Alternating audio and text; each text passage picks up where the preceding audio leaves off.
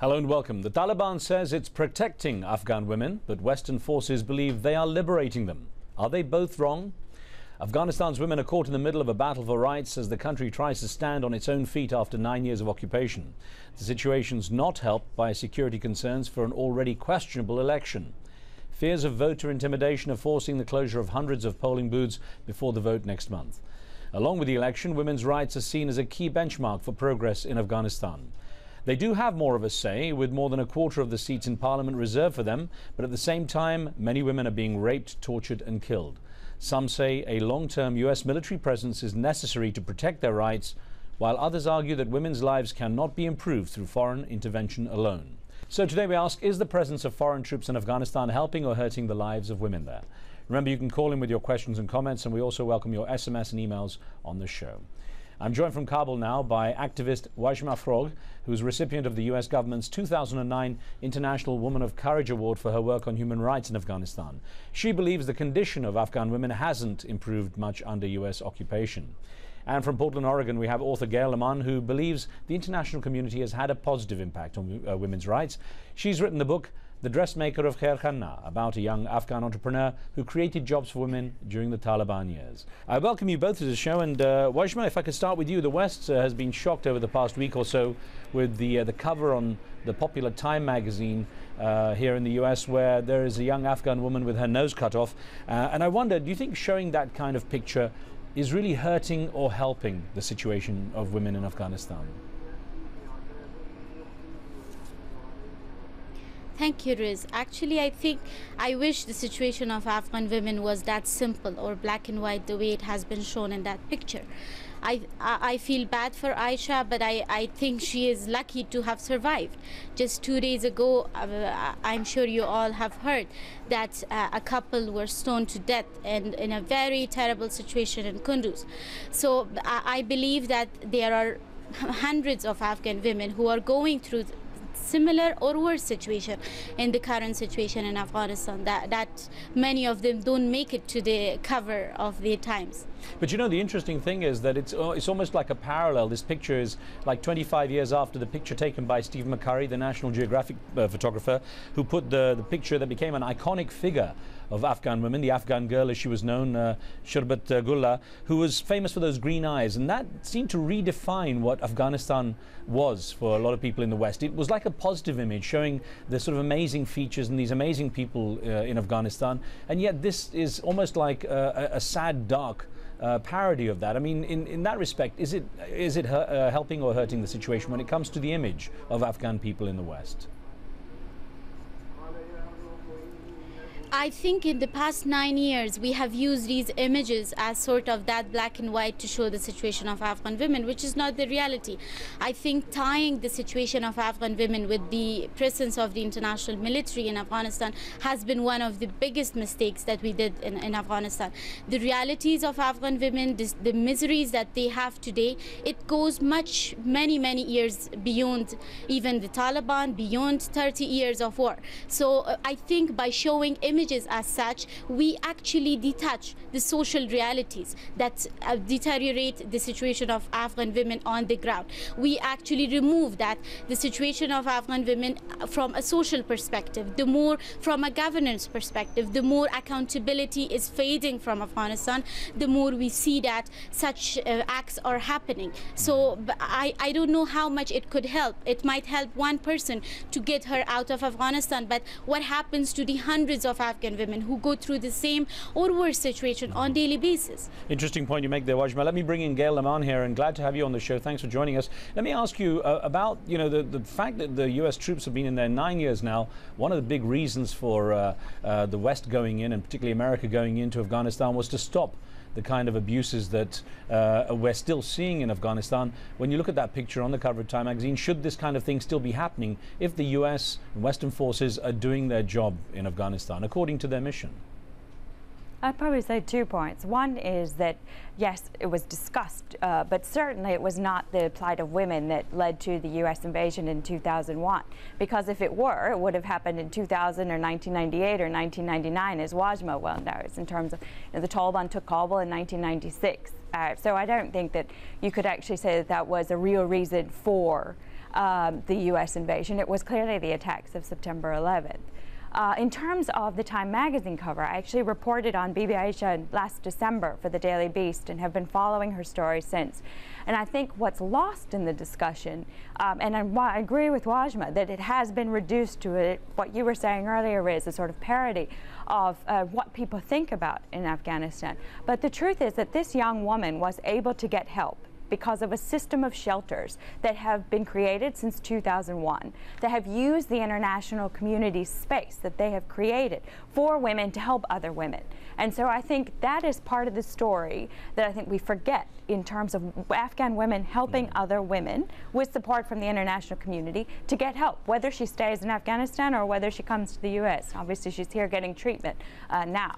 Now, interestingly enough, Gail, there's one view, and perhaps it's a bit far-flung, but at least it's out there, that this image on Time magazine and the kind of negative, or the stories coming out of Afghanistan of the negative treatment, of bad treatment of Afghan women, is a way to essentially justify Western forces remaining in some capacity in Afghanistan, that it's a way to send a message to the people in the West saying we need to be there, that there's a reason why we're out there, and justifying an extended presence there. What's your view on that kind of opinion? I think that the discussion really with the American public has to go on to really explain and help the American people understand why the U.S. is there. I think that there is no question that women have benefited from the international community's presence in terms of being able to help themselves and help their own families. But whether the U.S. presence has benefited women also depends on where you are in the country and how the security is. And I think that only when the American public understands why it's essential to their own national security that American forces are in Afghanistan will this debate go further. Because I think if you simply say it's a question of women's rights, you will lose the American public, because there are many other places in the world that the American public will ask, well, why aren't we there as well? I think it's really the question of the stability of the region that has to be discussed. All right, Howard's on the line from the UK. We take our viewer calls on this show as well. So Howard, go ahead. Thanks for being with us. Yes, hello. 2 points. If the West had been such a regard for women's rights in Afghanistan, we would not have destroyed the only government and society they ever had there that actually respected women's rights, of course, and that was in the 1970s, which basically was a provocation that baited the Soviet Union into invading Afghanistan, because the communist government of Afghanistan didn't conform to the Western ideological construct, and under that communist government, women played a full role. And it was Zbigniew Brzezinski who drew up the mastermind to do 2 things: one, destroy it, and to bait the Soviets into the country. And the other point is that Howard, well, I need to get a question to one of the ladies, one of the guests. Well, I'm just going to say that I mean, it's interesting that history seems to be erased. Okay, that's all right. An interesting point. I'm going to put it to Wajma. That's one of the things that Howard is saying, is that there was a system that did respect women's rights, and essentially the interference of outside forces, particularly in the West, has essentially erased the role that women have traditionally played in having a say in their country. I think there are 2 points here. One, that talking about the communist regime as a regime that has been protecting the Afghan women. I, as an Afghan woman who used to be very young at that time, I don't believe in that, because the communist regime, the way women was used in the urban settings, became actually the reason for the rural communities, for the rural Afghans to start standing against the government, to start standing against that sort of a central government. I think what we are forgetting, that there's a huge difference between the rural and the urban areas in Afghanistan, and how women are treated in these 2 settings. And on the other point that we are erasing the history, that how women have been playing traditionally, I think that's very important to bring in. And as I said earlier, there are social realities that are attached to Afghan women, and it's not that in the past 9 years we have not made achievements, or I think the situation that the achievements that we made in the past 9 years in Afghanistan is incredible. But for how many is it? I think what has happened is very similar to the history, that we have focused so much on the rural, on the urban women, on the women in the cities, because of the outreach, because of the access, where women in the rural areas are losing space, the public space, even ability to get education. For example, look at our provinces in the very, like Wardak is just 1 hour away from Kabul. Girls used to go to school 4 years ago, but now they are schools are closed even on boys. So the situation, the reality is that the public life is shrinking for Afghan women, and I don't believe that it should be the responsibility of the U.S. forces or international forces, because Afghans too have their own responsibility to protect Afghan women. I want to get in a call quickly because we're going to take a break in a second, but Hassan's on the line from Sweden, I think. Go ahead, Hassan. Norway, sorry. I'm from Norway. Norway, apologies. Go ahead. My question is, we have seen foreign intervention in Afghanistan and Iraq. I don't think any foreign forces can bring stability, neither to the women of Afghanistan or in general the country. So there's no solution. They're better out. Okay. I'm going to return to your point that you made there, Hassan, after we take the short break, because when we come back, we look at is gender equality even a possibility in a traditionally conservative society such as Afghanistan? Don't go away. We'll be right back.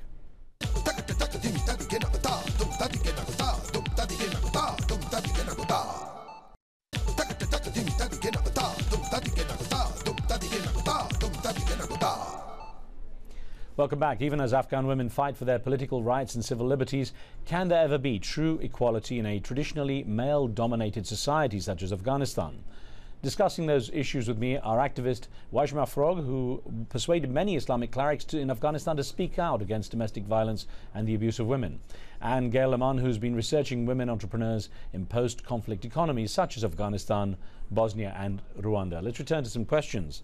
And Gail, it's back to you. I want to come with Hassan's point about sort of outside influences, and also an email, if I could, that we got from Australia, from Muhammad, who wrote in saying, the sooner the US realizes that a true democratic Afghanistan does not automatically translate to a pro-US government, the better. Now, to what degree is that the issue? Now, you said that, the West needs to know why American forces are out there. Obviously, a lot of people would disagree with you and say it was a constructed environment, that it wasn't necessary for the US to go in for national security. But there's the issue of whether or not the US is, as this viewer is suggesting, trying to equate a government of Afghanistan to something equivalent in the West, and it doesn't necessarily work.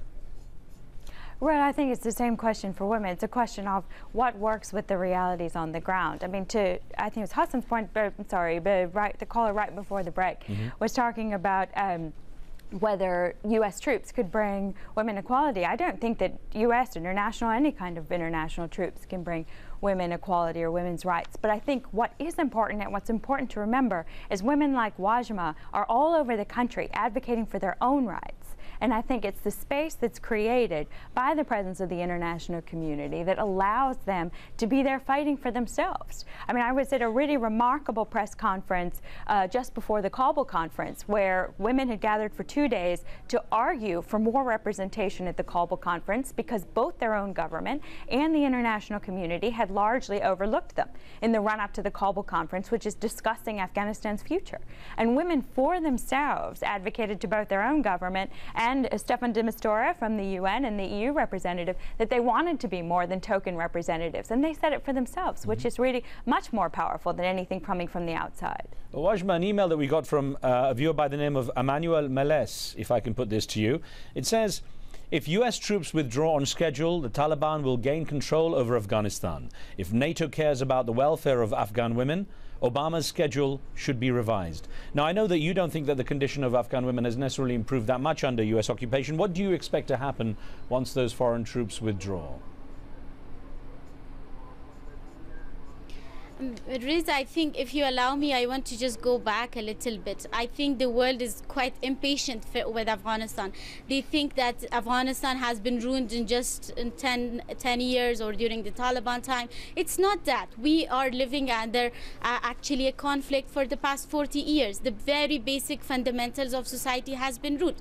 We have, in the current generation that we have, this is our generation.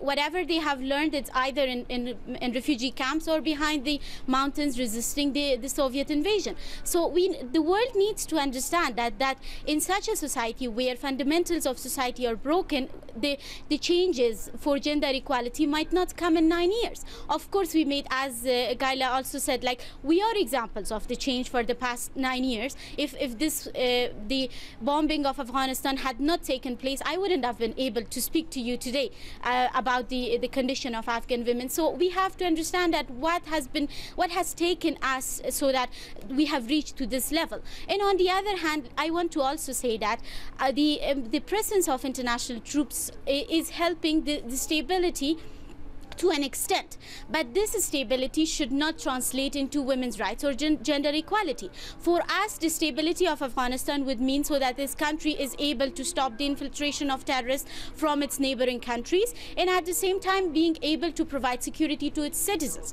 Then it's up to the Afghan people, it's up to the Afghan government to create a space for its women, for its girls to flourish through education, through other access to resources and other political participation. So I don't think it's that easy that in the media we are hearing that women's rights versus the foreign presence. Let's actually, okay. I want to deconstruct this rhetoric which has really framed the debate on Afghan women. Well, we've got a caller on the line from France. Tamara's in Paris. Go ahead, please. Hi, I don't think America or anyone else is going to get women their right in Afghanistan. I think women have to fight for their rights. I think they have to harm themselves, whether with guns or knives. They have to come together and protect themselves because no one else is going to do it for them. They keep getting abused and murdered by their husbands, by their sons. Mm-hmm. If America wants to help, I think they need to train these women how to defend themselves physically and mentally. And I think not to promote violence, but it seems that's the only way they're going to get a chance in that society. They need to fight back for themselves. Well, Gail Lamana, beyond the sort of physical fighting back, as Tamara is talking about, you've been researching, especially through your upcoming book, The Dressmaker of Khair Khanna, the entrepreneurial spirit, which often empowers women in an economic way, which is often a very powerful way, as we've seen in other parts of the world, particularly in South Asia. What did you find in terms of the ability of women to be able to get past those cultural norms and be able to make a serious mark as entrepreneurs and perhaps improve their situation that way? Well, 2 points. I think, first of all, on the entrepreneurship point, women have been entrepreneurs and teachers and doctors and lawyers and engineers in Afghanistan long before this latest round of international troops were in their country. And my guess is they'll continue to be so long after this latest round of international troops leaves. Afghan women have organized for themselves for years. We're just, I think, are really used to seeing them as victims to be pitied instead of survivors to be respected. And I think in terms of business, what you see now is women, with the help of very supportive fathers, husbands, brothers, uncles, nephews, really working to contribute to their families. Because when you have economic security, you have more stable families. And if you're talking about the security of the region, it really is part of making the society more stable. Maybe just very quickly, if I might, to the caller's point about security. Go ahead, please. Yeah, I had just finished a piece about police women, actually, for the Daily Beast. So what you do see now is women going into the Afghan National Police and Afghan National Army. There's a first round right now of officer candidates in the Afghan National Army. So you do see women wanting to contribute to the security of their own countries and their own communities. Okay. Ali is on the line from the United Arab Emirates. Ali, go ahead, please. Hello, Riz Khan. Hi. I would like to say that I think putting dark images about the Afghan women and what's happening to them right now, I think it instigates the issue. And what I think is during the Taliban time, I believe that women had some certain rights. And if you look at Islamic teachings, I believe women have rights and men are not allowed to touch women in any certain way. So I believe that the issue should not be interfered by any other international countries, and it should be solved by within. Ali, let me, that interesting point, let me get it to Wajma and ask, there's the issue, of course, of religion and culture, two separate things, and often they get confused, especially in the West. There is true Islamic teaching and there is cultural values which may not be in accordance sometimes with the religion. Let me ask you on that, and also on the nature of Afghanistan's culture. Could, in such a society, women really have the chance for complete equality, in the sense that it's a particular norm, it's a very male-dominated society?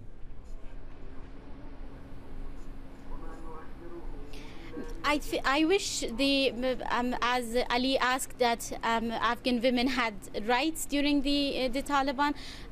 From an Islamic point of view, I think what we are seeing, if people have forgot what happened to women, how they were killed and how they were tortured or socially banned during that time, we could not forget what happened 2 days ago, like how a couple without any sort of a process, that how were they guilty, were they not guilty, how their guilt was proved, they they were stoned to death. And even after the man had survived the stone, then he was killed through a bullet. So in our society, getting back to the issue of culture and religion, that's true. Like, we are a culturally religious society, but it's also important that in our society we need to understand that, like, the majority are illiterate. So whatever is the preaching or the lessons that is being given by the religious clerics and the religious mullahs, people accept that. And the thing is that if we want to change the way women are being treated in Afghanistan, that's through the Islamic way. It is very important that women's real Islamic rights are accepted. Going to school is an Islamic right.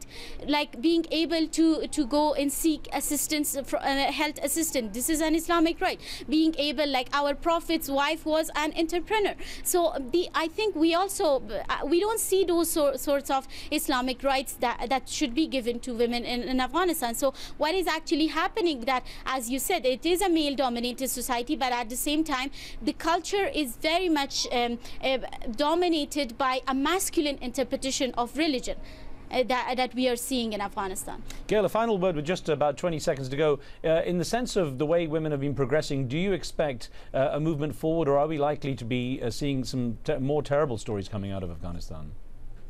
I think it depends on what happens. It remains an open question. I think it does depend on whether the international community has the patience that Wajma is talking about in terms of letting Afghans take over their own security, which everybody wants to do, and allowing them the space to really advocate for themselves. Well, Gail Aman and Wajma Froga, I want to thank you both for being with us and contributing to the debate. Thanks.